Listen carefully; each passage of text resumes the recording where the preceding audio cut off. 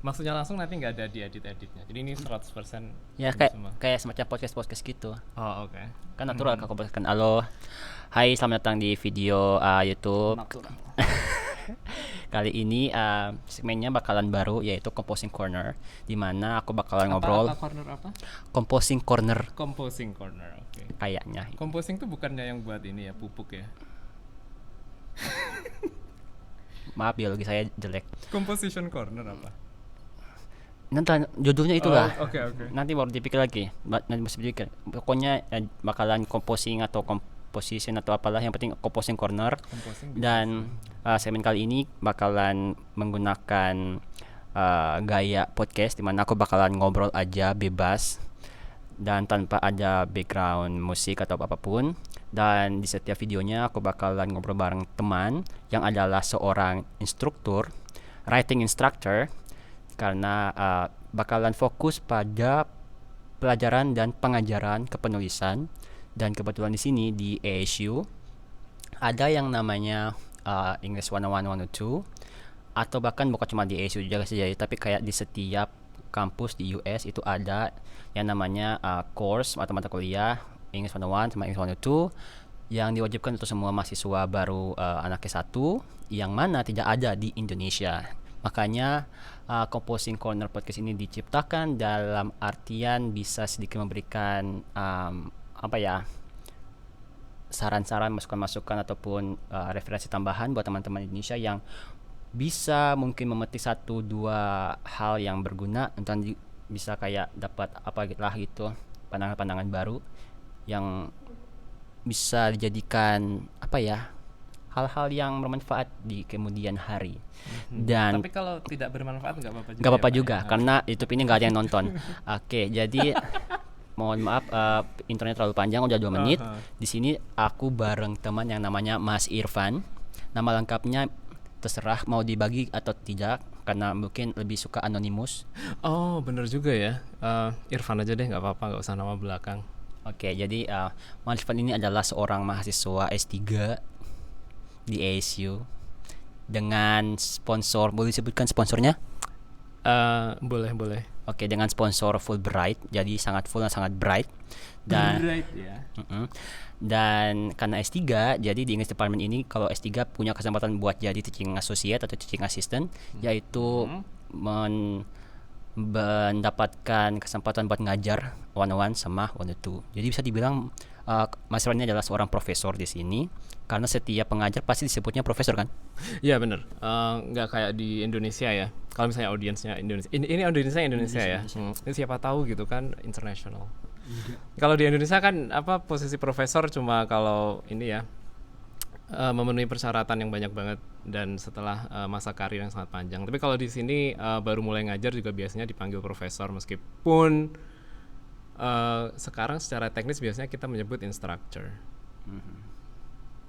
Tapi kan kebanyakan kalau macam ada yang kayak mahasiswa yang gak mau ribet hafal nama dosennya kan bisa panggil profesor saja kan. Ya, seperti saya juga sering begitu. Tapi hafal sih nama profesornya sih, tapi ya bisa lebih singkat aja.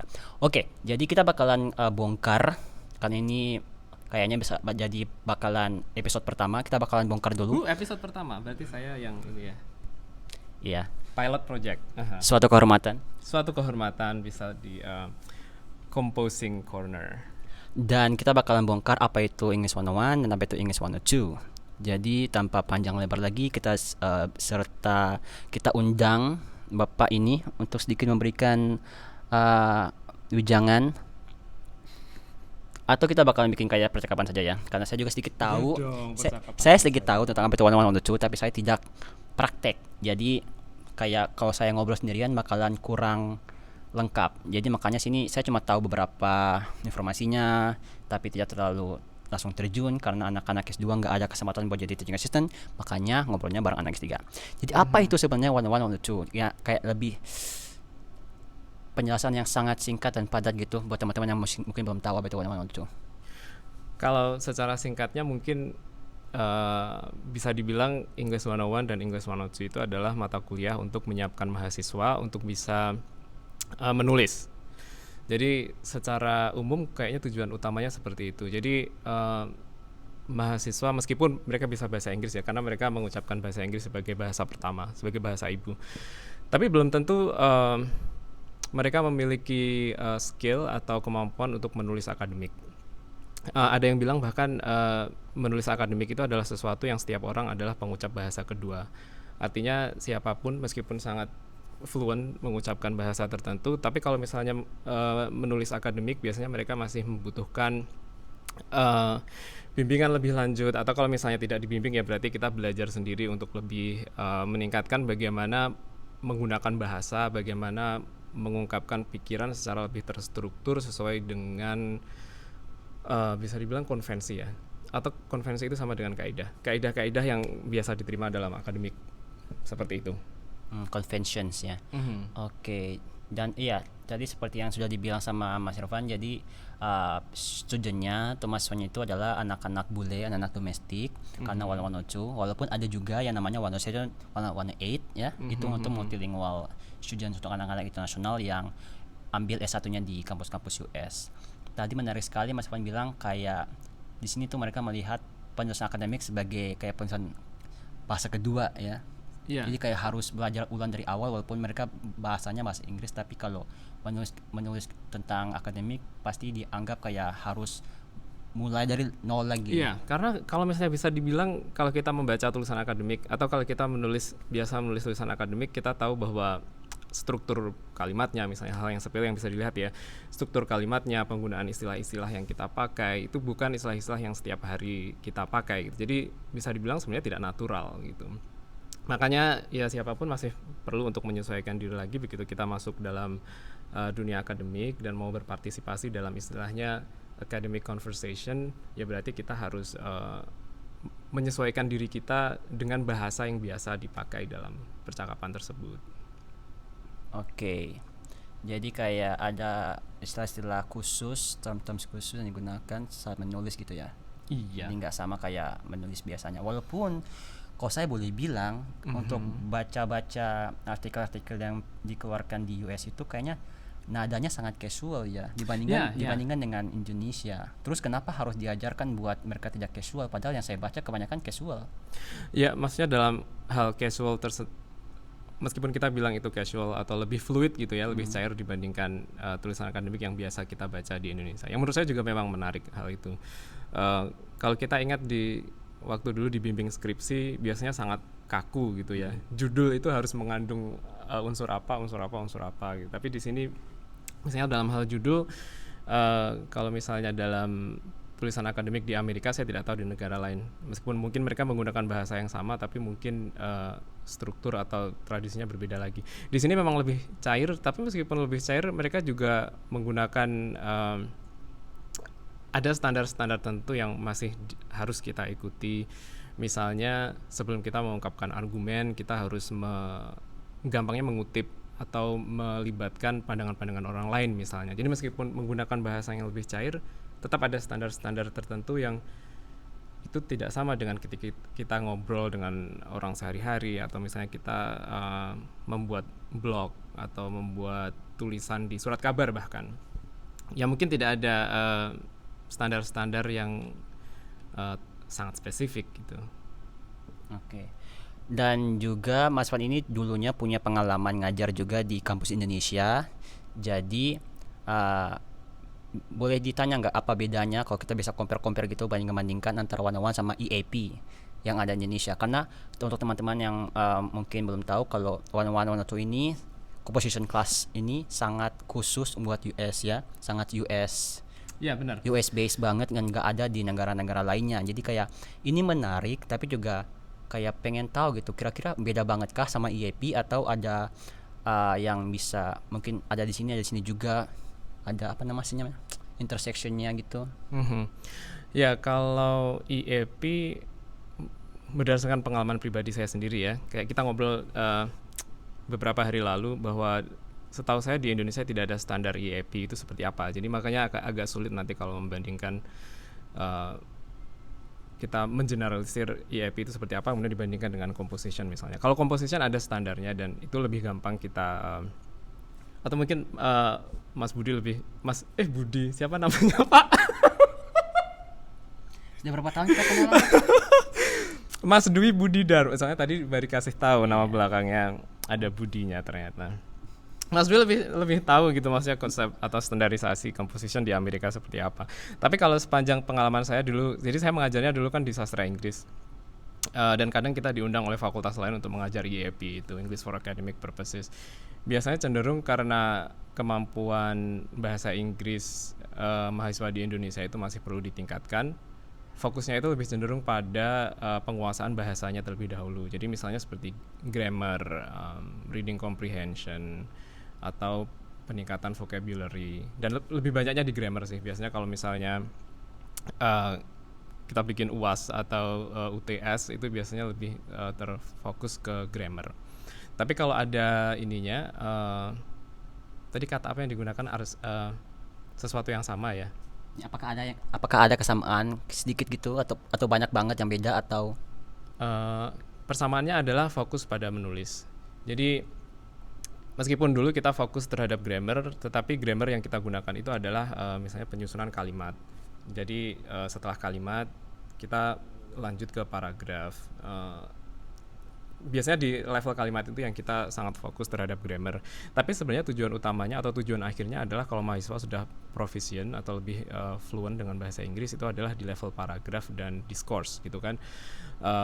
Paragraf yang terorganisir itu seperti apa, bagaimana mengembangkan gagasan secara lebih terstruktur, itu biasanya tingkat berikutnya. Nah, persamaannya dengan composition dengan EAP itu sepanjang pengalaman saya pribadi itu adalah di situ. Jadi tujuan akhirnya adalah ya biar membuat mahasiswa itu lebih bisa menulis dengan atau lebih yang bisa diterima oleh kaidah-kaidah akademik. Oke, jadi kayak ini hanya asumsi ya. Jadi kayak Indonesia punya IAP itu lebih kayak teknikal.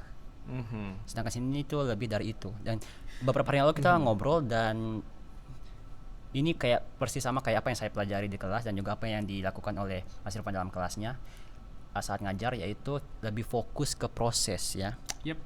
Jadi ada yang namanya writing process. Itu adalah jadi English 101, 102 itu pengembangannya banyak sekali.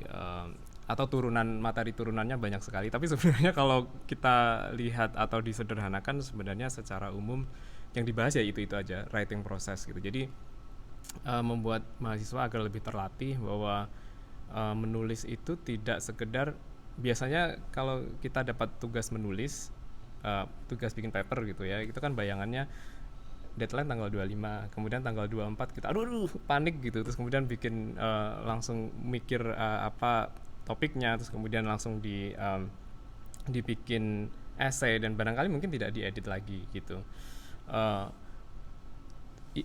Composition itu biasanya tujuannya adalah untuk membiasakan mahasiswa untuk memiliki skill untuk melihat bahwa menulis itu adalah sebuah proses yang panjang dan kadang tidak linear. Artinya menulis itu tidak sesederhana kita menemukan topik kemudian lahirlah paragraf-paragraf dengan kalimat-kalimat yang indah gitu ya dalam sekali tulis. Itu biasanya kita tidak melihatnya seperti itu, tapi membiasakan kepada mereka untuk bahwa menulis itu memang pertama sulit dan prosesnya panjang dan akan melibatkan banyak sekali revisi yang berulang-ulang gitu.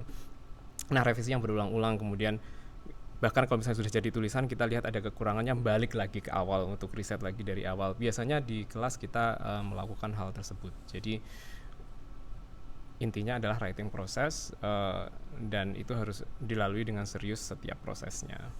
Oke, dan ini juga ya mengonfirmasi apa yang saya pelajari karena saya ambilnya kan jurusannya English MA tapi fokusnya writing literacy atau namanya itu nama lainnya ada banyak sekali nama lainnya, bisa disebut juga writing studies atau composition studies dan belajar di situ kalau sudah dan atau I don't understand that karena WRL jadi singkatnya were tapi bukan word dunia. I thought it's the word or either word.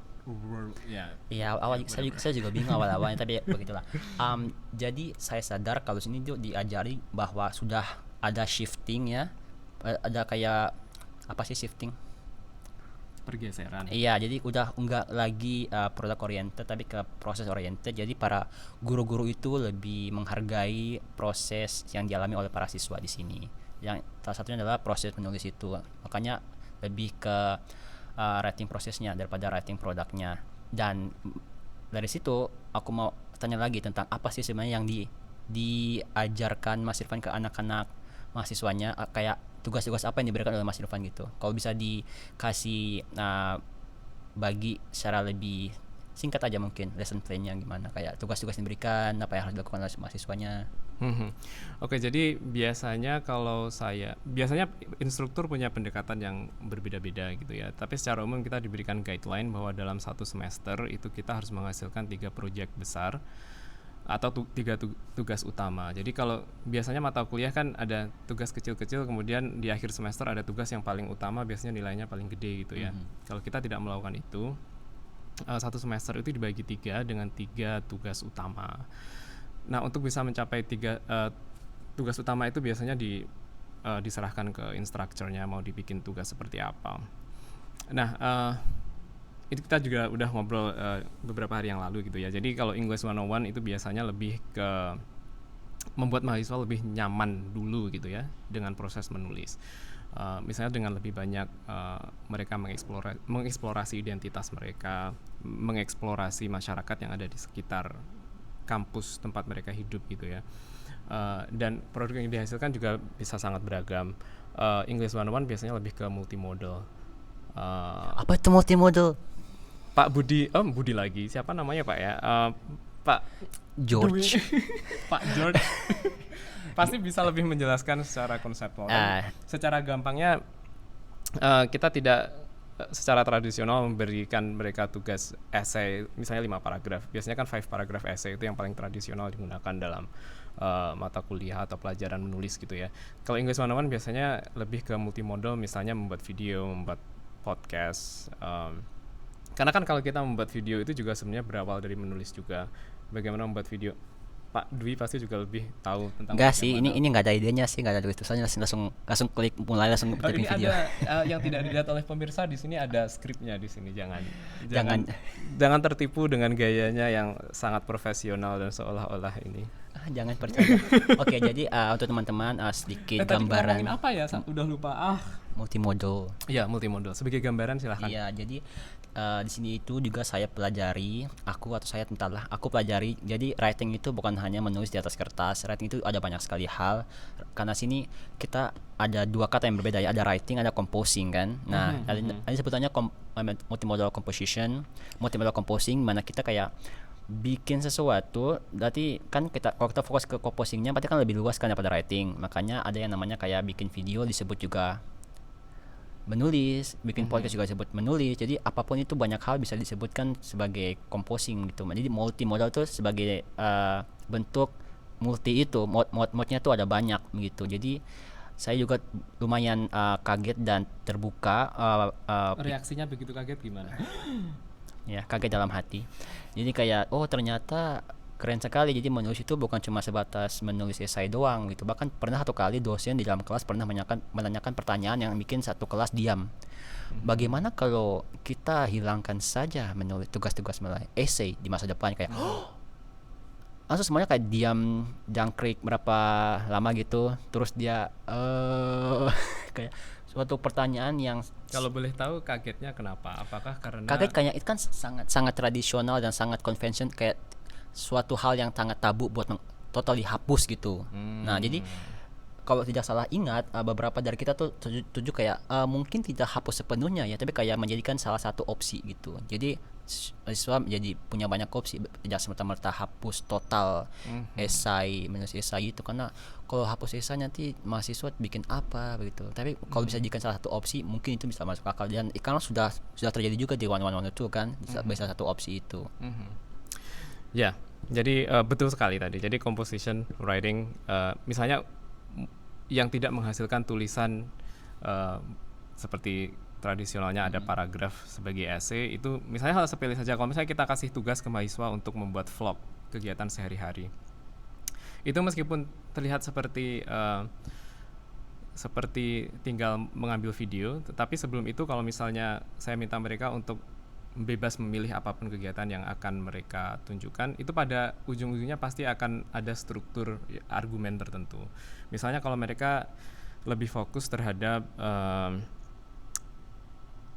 banyaknya kelas yang mereka ambil misalnya, itu tetap akan muncul argumen misalnya bahwa oh ternyata mahasiswa undergrad itu harus mengambil banyak mata kuliah dan ini adalah kesibukan yang dia tunjukkan ke saya sebagai pemberi tugas misalnya, bahwa mereka tidak sempat melakukan hal lain yang mungkin dianggap bisa lebih menyenangkan bagi anak S1 itu umur berapa ya? 17, 16 gitu 18. ya? Mulai dari 18 lah. Oh, Kan mulai usia 18 ya? ya. Lupa saya.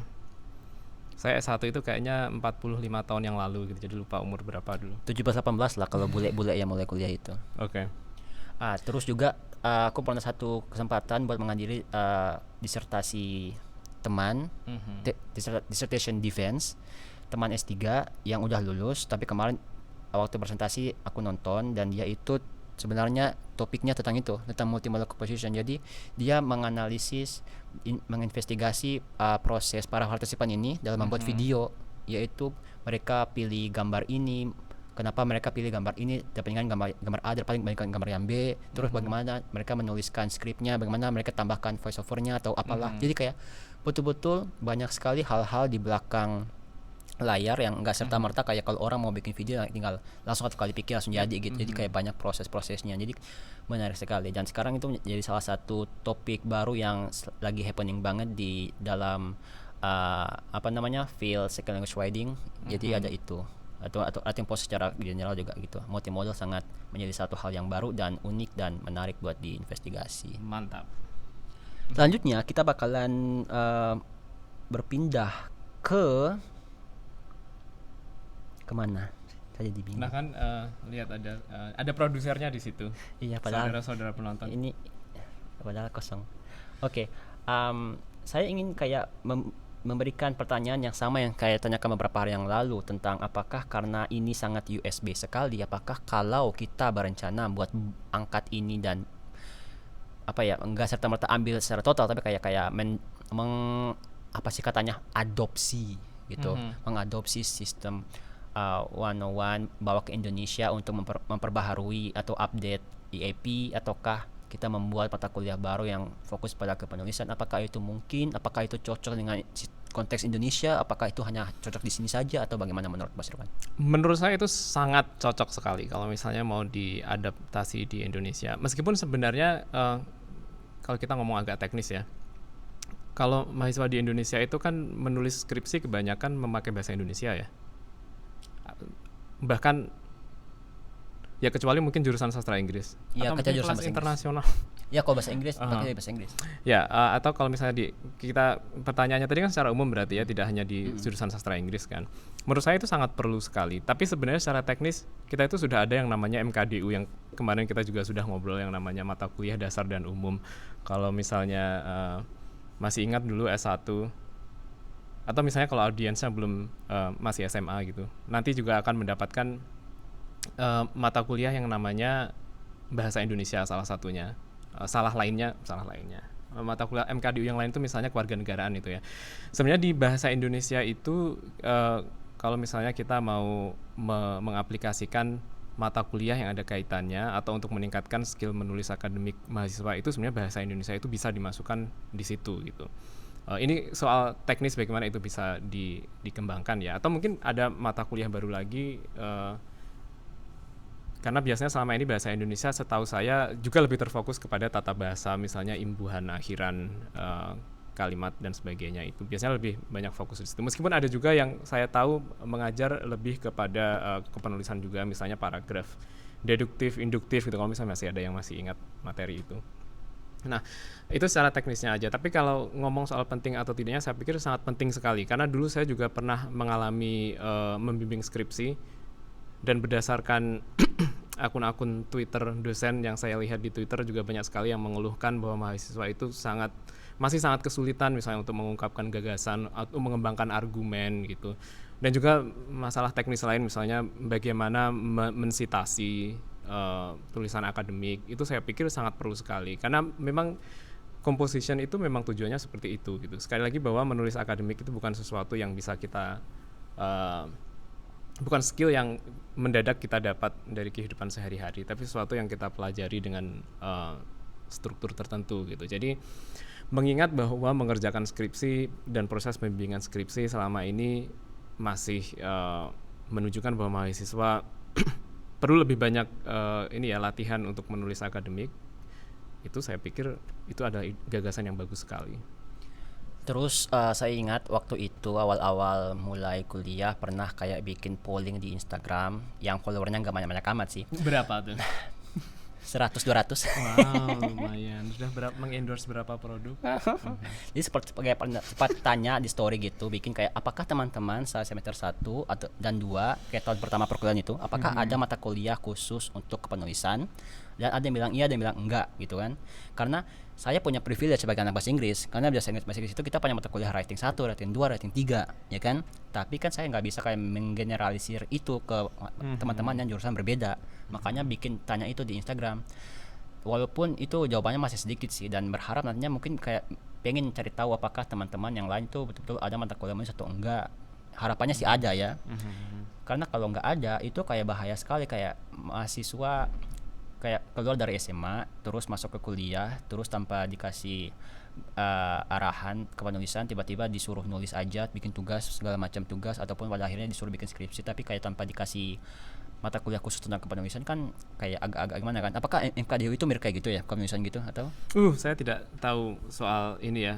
MKDU itu sangat spesifik sekali pengembangan kurikulumnya, jadi saya tidak bisa berkomentar misalnya kondisinya saat ini seperti apa atau kedepannya sebaiknya seperti apa, saya tidak berani berkomentar. Oke, jadi kayak beberapa hal yang aku pengen tahu itu kayak apakah semua jurusan selain bahasa Inggris ya, karena bahasa Inggris itu saya tahu untuk sastra walaupun FKIP kita punya mata kuliah itu bahkan sampai 3 kali 3 semester ada itu, walaupun entah efektif atau tidak efektif itu hal yang tidak bisa dibagikan karena pengalamannya beda-beda setiap orang dan setiap instrukturnya.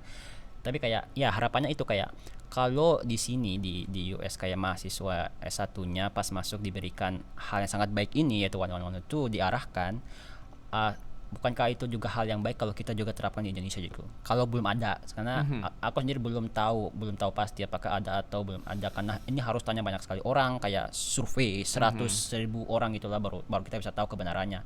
Dan kecuali punya teman di berbagai kampus Indonesia itu mungkin bisa juga bisa ditanya gitu. Jadi kayak hanya ingin membandingkan gitu, karena ini menurut aku sendiri ini hal yang sangat wow, itu ini dan sangat keren sekali, bermanfaat buat mahasiswa. Walaupun berdasarkan kayak obrolan kemarin beberapa hari yang lalu, kalau kita compare ke konteks Indonesia, mahasiswa bule sini tuh mereka agak-agak malas masuk kelas ya, karena ya banyaknya kayak kita mahasiswa Indonesia, orang Indonesia belajar bahasa Indonesia gitu ya. Jadi kayak agak kurang favorit dibandingkan dengan yang lain, karena ya bahasa Indonesia kayak siapa yang bakalan bahagia gitu saat kelas bahasa Indonesia. Bukannya disclaimer, bukannya saya mengdiskredit ke bahasa Indonesia ya. Bahasa Indonesia keren sekali, kita bisa explore banyak sekali hal, puisi dan tulis cerpen dan segala macam, tulis surat segala macam. Tapi kayak pasti kalau bilang jujur, tidak semua orang kayak menganggap masuk kelas bahasa Indonesia itu sebagai pengalaman yang mengasyikkan ataupun kayak suatu kelas yang ditunggu-tunggu setiap minggunya, ya kan? Jadi mungkin itu yang bisa ditangkap kayak bagaimana teman-teman mahasiswa anak S1 bule di sini tuh menganggap 101. Ada beberapa kata yang mau disampaikan?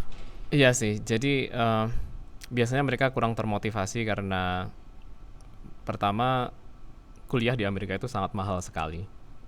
Sangat mahal sekali, mungkin termahal dibanding negara-negara maju lain juga gitu ya. Jadi mereka kalau misalnya belajar, misalnya datang ke kampus untuk taruhlah untuk pengen dapat gelar di computer science atau I don't know, bioengineering or something, kemudian mereka dipaksa untuk karena itu diwajibkan, jadi semua mahasiswa jurusan apapun begitu masuk kampus itu pasti diwajibkan first year composition English 101 dan 102 itu tadi. Jadi tidak semuanya akan punya apresiasi yang sama terhadap mata kuliah tersebut, karena banyak yang karena pertama biayanya besar itu sekali, jadi kalau misalnya tambah paling nggak 2 mata kuliah ya, itu pasti juga akan membuat lulusnya lebih lama juga gitu kan. Selain itu juga ada anggapan bahwa itu sesuatu yang mereka sudah pelajari di sebelum, ya sama dengan kita bahasa Indonesia ya, jadi kita udah dapat pelajaran bahasa Indonesia dari SD, SMP, SMA, masa kita masih diwajibkan untuk ambil mata kuliah yang kurang lebih sama gitu dengan apa yang sudah pernah kita pelajari. Jadi ada beberapa faktor seperti itu misalnya yang membuat mata kuliah ini kadang kurang digemari atau bukan mata kuliah favorit. Tapi ada juga kalau misalnya melihat positifnya dari course evaluation gitu, misalnya ada mahasiswa yang bilang ke saya bahwa ini adalah mata kuliah yang benar-benar memberikan ruang bagi mereka untuk berekspresi. Jadi kalau di tempat lain misalnya, kalau misalnya jurusan dia economics gitu ya, itu pasti apa yang dilakukan di kelas itu semuanya terkait dengan teori-teori ekonomi dan hal-hal yang sifatnya sangat spesifik economics gitu. Tapi di composition itu biasanya, apalagi kalau English 101, itu kan lebih cenderung eksploratif gitu ya. Mahasiswa bisa membicarakan isu-isu yang menurut mereka penting gitu, atau isu-isu yang dekat dengan mereka gitu. Misalnya housing. Kita tahu bahwa di Amerika housing itu sangat mahal sekali, apartemen dan penyewa itu sangat mahal sekali gitu. Mereka pengen ngomong hal-hal seperti itu gitu ya, hal yang sifatnya kadang juga politik juga, tapi cukup dekat dengan mereka, tapi mereka tidak punya ruang di kelas-kelas lain gitu. Nah, jadi biasanya kalau mereka antusias itu alasannya seperti itu gitu. Jadi composition itu selain untuk secara teknis belajar bagaimana menulis akademik, tapi juga mengeksplorasi diri sendiri gitu. Oke. Jadi kayak bisa menggunakan kelas composition ini sebagai medium ataupun tools gitu ya. Oke. Dan kemarin juga kita ngobrol tentang bagaimana one-on-one itu fokus ke eksploratif, banyak multimodal tugasnya, tugas-tugas multimodal, dan di one-on-one A102 itu baru bakalan akademik. Seberapa bedanya kah one-on-one loncat ke one-on-two? Karena biasa one-on-one kan di fall semester, terus one-on-two di spring semester, atau fall semester biasanya tuh ganjil, nanti spring itu yang genap kan. Fall di mulai Agustus Desember, terus springnya Januari April. Bisa dibilang cukup berbeda ya, tapi juga pertama tergantung instrukturnya. Bisa English 101 itu sebagai jembatan, dengan mereka diberikan sedikit skill untuk menulis akademik meskipun tidak terlalu intensif. Tapi bisa juga English 101 itu jauh lebih itu tadi ya, lebih leluasa dikembangkan, tidak melulu soal akademik gitu. Tapi kalau English 102 biasanya kita akan lebih fokus terhadap bagaimana membuat research paper gitu ya. Bagaimana ketika kita punya research questions itu dikembangkan, kemudian mencari sumber-sumber yang relevan, atau bagaimana menempatkan isu yang akan mereka tulis secara akademik itu dengan bibliografi yang relevan, hal yang sifatnya secara teknis itu sangat spesifik akademik, itu biasanya di English 102. Kalau English 101 mungkin sedikit-sedikit seperti itu, tapi tidak ada tuntutan yang besar untuk ke sana. Oke. Dan juga sedikit informasi buat teman-teman yang bisa mengajar ini adalah anak-anak bahasa Inggris ya. Bisa dari literatur karena mahasiswa ini sastra Inggris, S3, bisa juga dari kayak anak-anak mana, linguistik juga bisa, anak TESOL juga bisa, English education, creative writing juga. Creative writing juga bisa.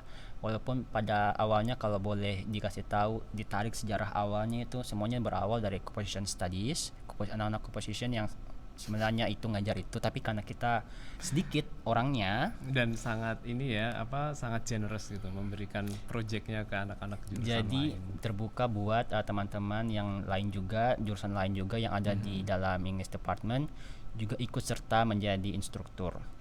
Oke, sedikit sejarah saja, ini ditarik dari zaman dahulu kala, tahunnya saya lupa. Jadi pada zaman dahulu kala ada yang namanya literacy crisis. Ini kayaknya mahasiswa udah dengar atau belum, nggak tahu.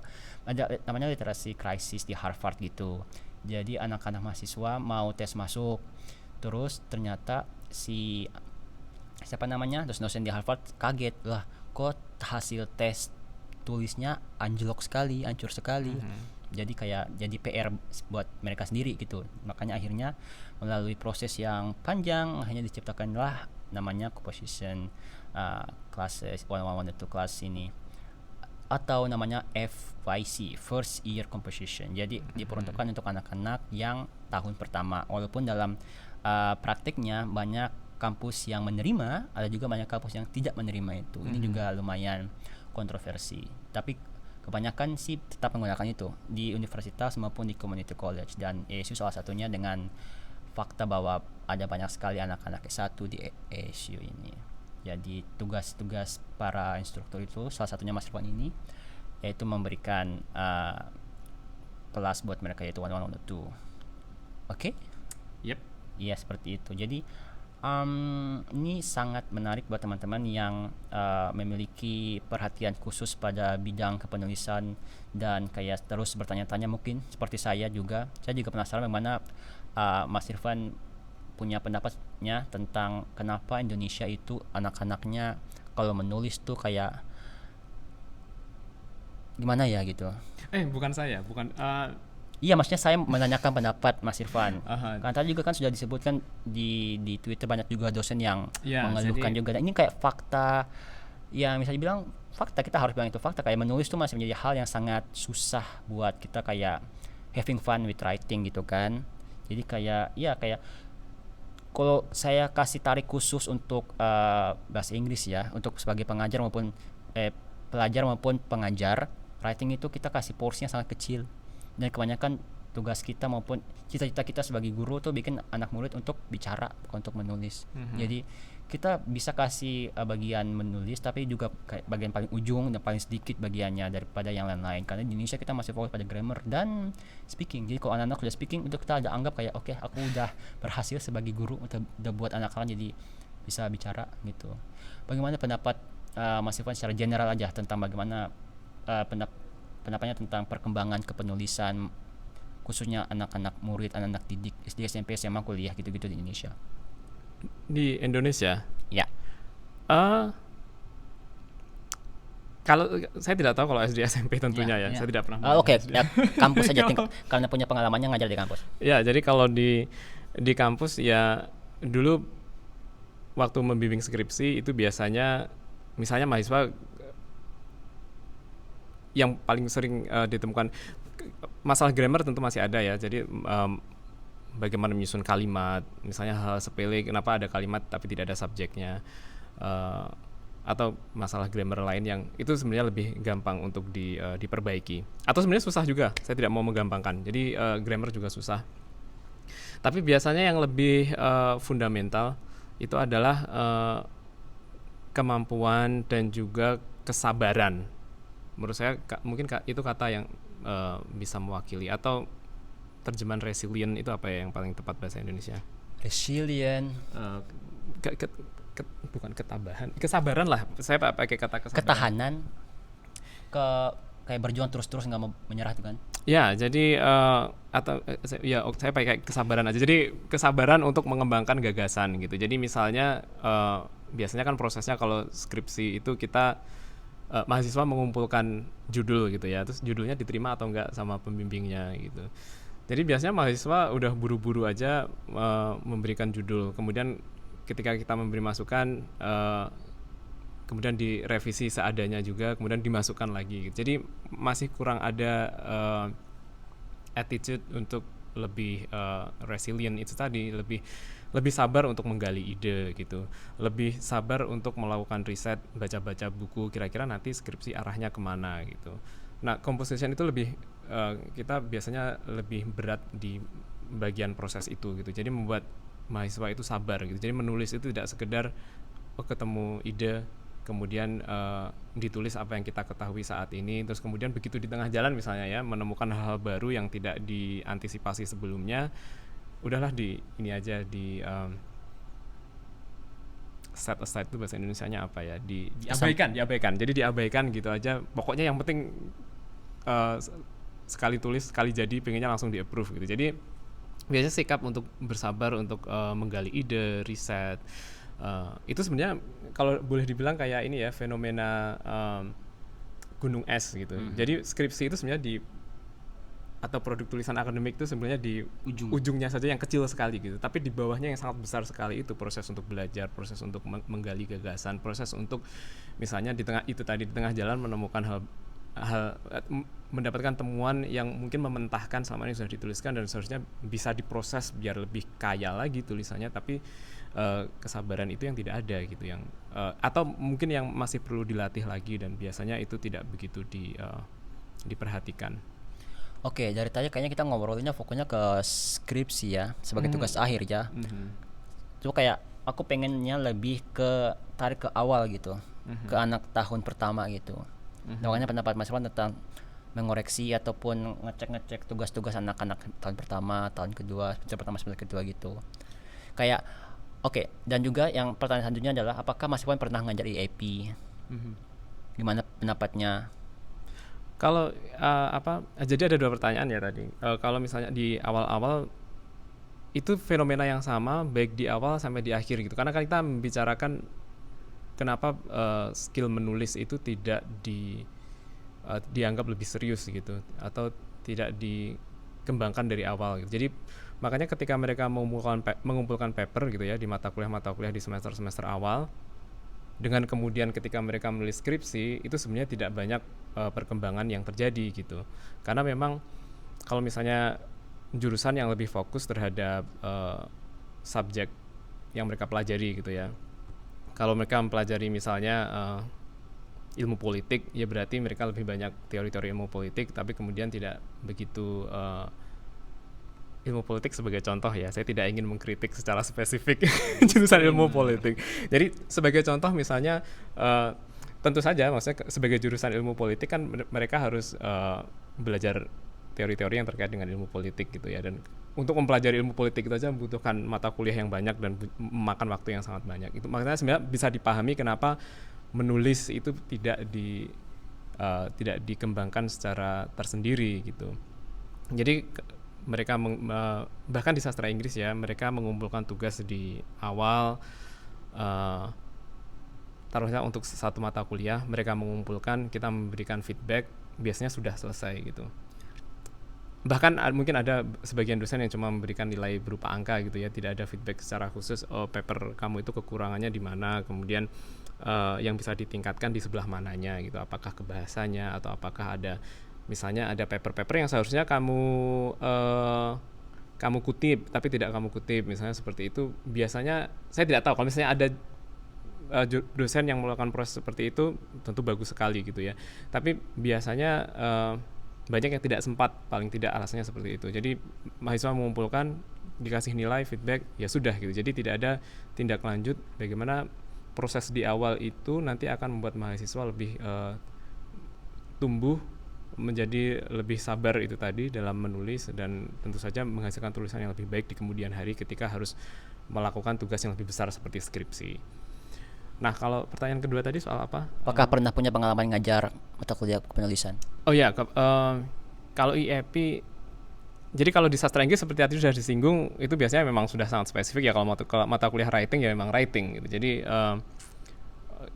itu strukturnya sudah ada, kurikulumnya sudah cukup mapan gitu menurut saya. Bagaimana proses academic writing itu diajarkan. Tapi saya juga pernah waktu itu mengajar di Fakultas Ekonomika dan Bisnis.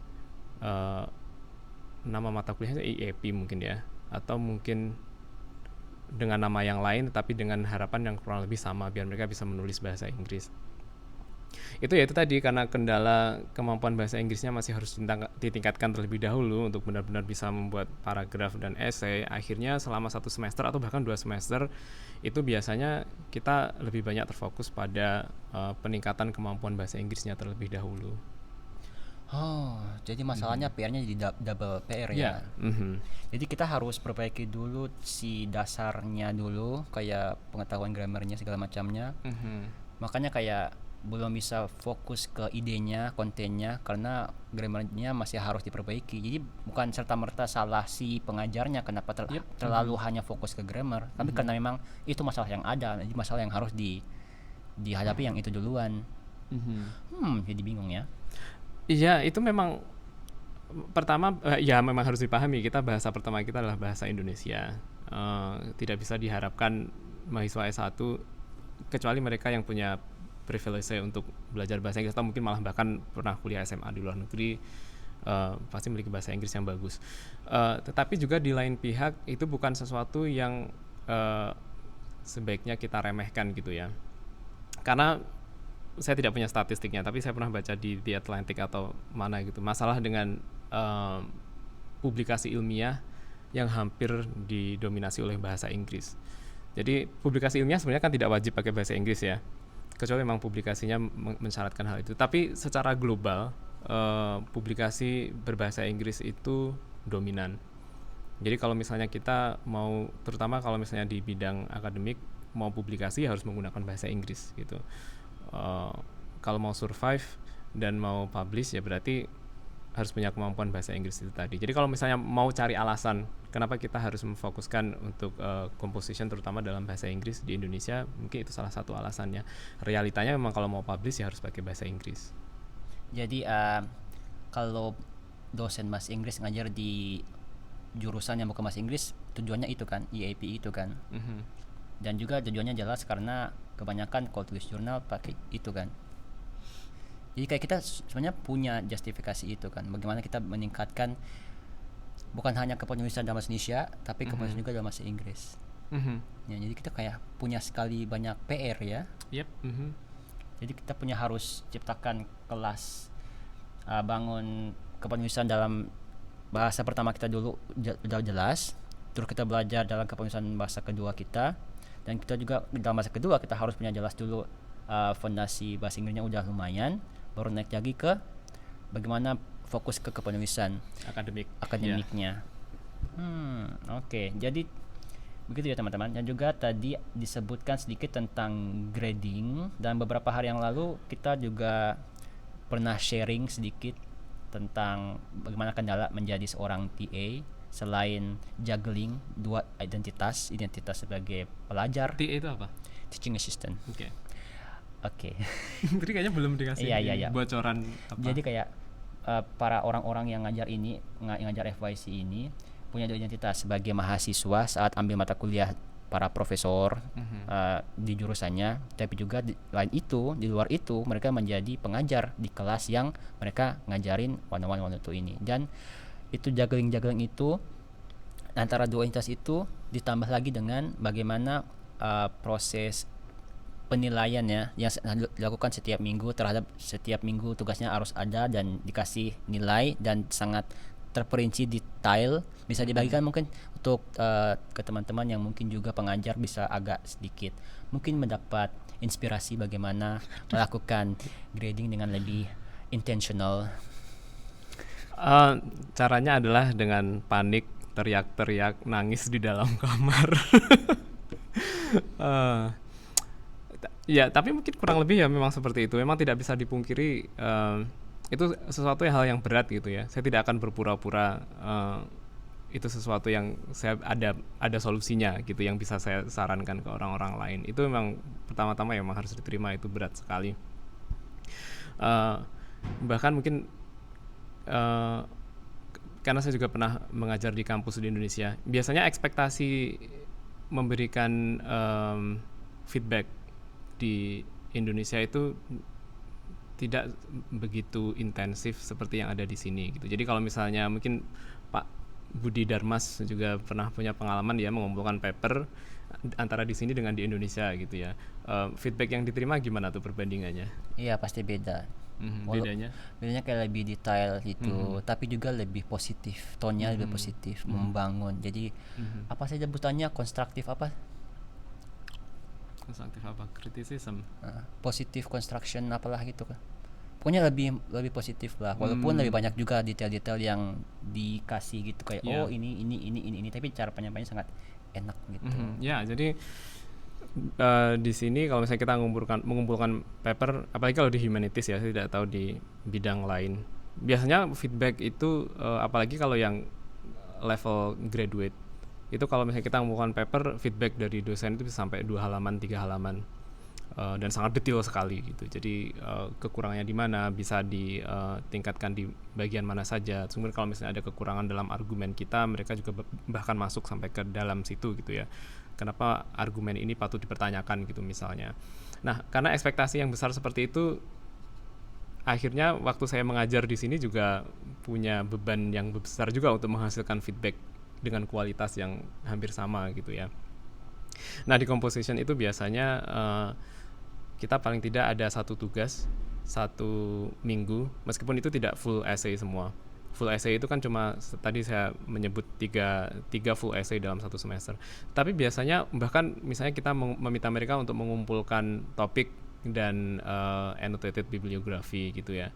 Itu kan juga sudah memakan waktu lama sekali gitu ya. Kita melihat apakah topik mereka, kalau misalnya kita membicarakan soal tulisan yang evaluatif misalnya, kita akan harus memberikan assessment, memberikan feedback apakah topik yang mereka pilih ini evaluatif atau tidak gitu misalnya, atau apakah sumber-sumber yang mereka cantumkan di situ sudah memenuhi standar scholarly sources atau tidak, atau apakah itu akan relevan atau membantu atau tidak. Itu biasanya akan memakan cukup waktu lama, dan ya memang tidak ada cara lain, tidak ada apa ya istilahnya jalan pintas untuk mengerjakan itu secara lebih efisien, dan kita bisa fokus ke hal-hal lain, misalnya belajar dan menulis disertasi. Tidak ada tips. Oke, dan tadi mohon maaf agak sedikit tertawa karena mengingatkan pada satu dosen yang sama yang mengajarkan mata kuliah yang berbeda, tapi dosen kita sama dan dia sangat kasih orangnya ada nggak ya? Semoga semoga ada. tidak bisa bahasa Indonesia juga. Iya, kan kita ngomongnya pakai bahasa bahasa Indonesia jadi aman. Jadi kayak dosen itu sangat wow sekali dan memberikan komentarnya pada tugas, walaupun bagus, memang bagus, tapi kayak bikin overthinking, tapi bagus. Dan saya juga bertanya-tanya menerima feedback dari beliaunya itu, kok sempat-sempatnya gitu loh beliau. Jadi beliau itu selain jadi dosen juga, Jangan bilang pakai bahasa Inggris jabatannya ya, nanti ketahuan. juga punya jabatan gitu lah, istilahnya punya jabatan yang cukup menguras waktu gitu. Yang tentu itu jauh lebih sibuk daripada kita yang mahasiswa PhD, paling apa sih ngerjain tugas sama ngerjain disertasi gitu aja. Tapi kok ya sempat-sempatnya gitu lah.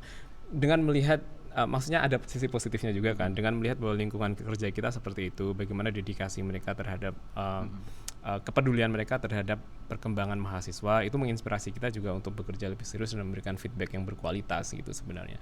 Tapi dalam hal bahwa itu adalah sesuatu yang menguras tenaga, makan banyak waktu, ya memang saya juga heran bagaimana beliau, atau terinspirasi bagaimana beliaunya bisa membagi waktu.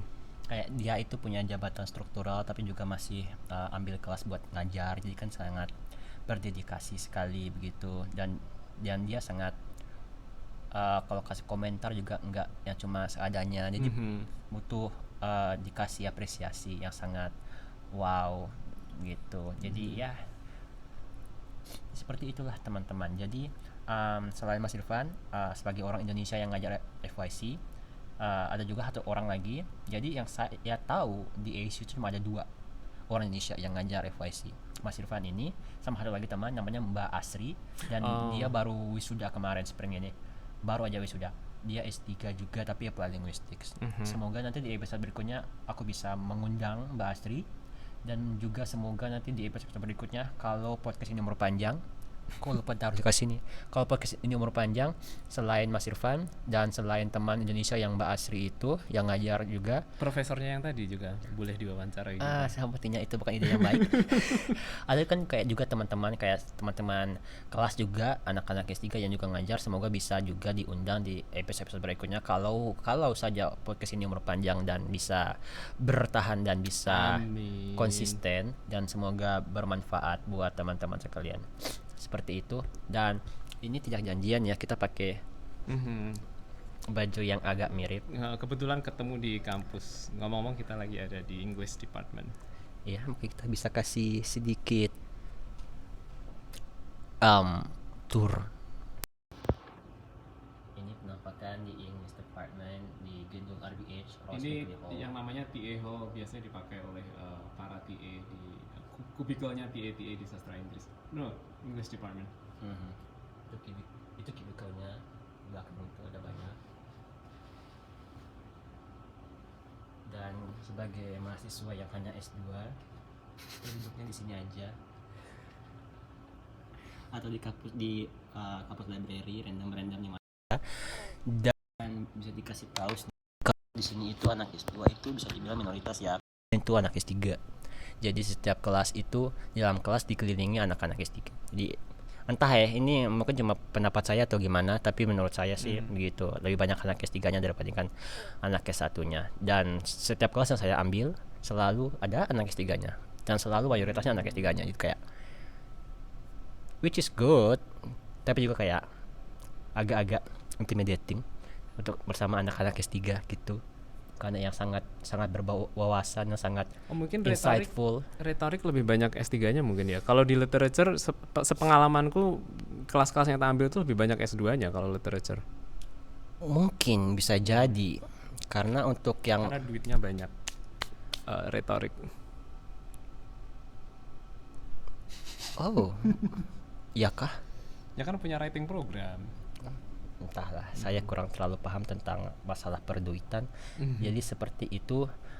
Kasih dong sedikit lagi tips menulis dari seorang writing teacher, writing instructor. Aduh, tips menulis.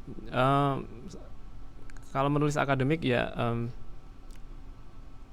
sebenarnya standar-standar aja sih ya. Jadi ya itu tadi seperti sudah saya singgung sebelumnya, kesabaran. Jadi biasanya kita tidak cukup punya kesabaran untuk belajar terlebih dahulu, lebih banyak membaca sebelum akhirnya kita menuangkannya dalam bentuk tulisan. Selain itu, ini bukan tips sih, tapi lebih ke apa yang jarang saya alami di Indonesia, tapi sering yang sudah menjadi tradisi di sini itu adalah kita meminta orang lain untuk membaca tulisan kita. Jadi misalnya saya sebagai PhD student gitu ya, perlu menulis paper untuk conference misalnya. Jadi sudah saya tulis, kemudian saya edit berkali-kali seperlunya. Kemudian saya akan memberikan ke 3 mahasiswa PhD lain dan meminta mereka untuk memberikan feedback. Dan mereka akan memberikan feedback secara serius juga. Saya pikir itu adalah sesuatu yang menarik dan sangat bagus untuk perkembangan spesifiknya menulis dalam bidang akademik. Kalau menulis dalam bidang sastra dan sebagainya tentu mungkin ada pendekatan sendiri. Tapi itu menurut saya yang menginspirasi saya kalau misalnya nanti balik ke Indonesia, bagaimana kalau kita juga membiasakan hal seperti itu gitu. Jadi kita meminta, kalau misalnya pekerjaan saya sebagai dosen, ya berarti saya akan meminta dosen paling tidak 2 dosen lain untuk membaca paper saya dan memberikan masukan. Itu adalah bagian dari proses menulis yang cukup penting yang selama ini paling tidak pengalaman pribadi saya. Jadi kalau misalnya mau conference ya kita nulis-nulis aja, ya udah habis itu dikirim dan tidak ada proses lebih lanjut. Dan itu artinya akan memakan waktu lebih lama. Tapi di saat yang sama ya memang sebaiknya dari awal kita menerima atau memahami bahwa memang menulis itu bukan sesuatu yang instan gitu. Jadi kembali lagi semuanya proses ya. Tadi kayaknya itu namanya peer review feedback ya. Ya, jadi memang kalau sebelum kita publish itu kan memang standar ilmiah itu peer review ya. Jadi ya kenapa tidak dalam proses menulis itu juga ada proses kita meminta peer untuk membaca dan memberikan masukan kita terlebih dahulu gitu. Oke, seperti itu ya teman-teman. Semoga bisa bermanfaat buat para pengajar maupun para pembelajar tentang kepenulisan, tentang writing. Karena saya sendiri memiliki concern yang khusus tentang writing, karena saya lihat fenomena yang ada yang saya alami sendiri sebagai siswa maupun saat saya ngajar. Saya sadar maupun tidak sadar fokus ke writingnya sangat kurang. Jadi PR-nya itu kayak tugas besarnya itu kayak tujuan goalnya itu hanya bikin mahasiswa untuk bisa bicara. Ini dalam konteks bahasa Inggris ya. Yeah. Seperti itu. Jadi kayak makanya saya sampai ke ASU sini ya seperti itu, walaupun bukan pilihan pertama saya, tapi menurut saya ini hal yang memang saya butuhkan dan memang saya inginkan gitu. Jadi kayak ya, jadi banyak hal yang bisa dipelajari dan semoga bisa kayak mengambil hal yang baik dari sini. Dan juga kayak di Indonesia kayaknya untuk guru writing itu masih sangat kurang ya, karena palingan English teacher adanya kan, nggak ada kayak writing teacher gitu kan. Jadi kayak English teacher membawahi semuanya gitu. Kalau sini kan khusus writing teachernya di kampus. English teachernya, iya. Tapi kalau di SMA English teacher setahu saya juga. Iya, maksudnya tapi kayak fokus khusus ke composition gitu juga kan. Oh ya, itu memang di Indonesia tidak ada mata kuliah yang membawa itu saja, memang nggak ada. Apakah ada jurusan khusus kepenulisan di Indonesia? Oh, saya tidak tahu kalau itu. Ya, saya juga kurang tahu, tapi secara khusus, secara umum lah bisa dibilang fokus kita ataupun concern kita, perhatian kita terhadap kepenulisan memang masih agak di nomor sekian kan. Dan semoga kedepannya bisa lebih fokus lagi ke situ, karena memang kita tahu menulis tuh bisa untuk apapun dan memang penting untuk segala macamnya kan. Ya seperti itulah, dan terima kasih sudah mendengarkan ataupun menonton podcast ini yang semoga saja bermanfaat dan bisa diambil hikmahnya dan dibuang yang buruk-buruknya kalau ada buruknya. Amin. Sampai jumpa di podcast selanjutnya kalau ada, dan terima kasih kepada Mas Irfan sudah mau menjadi speaker pertama kita. Sama-sama. Oke, sekian dan terima kasih.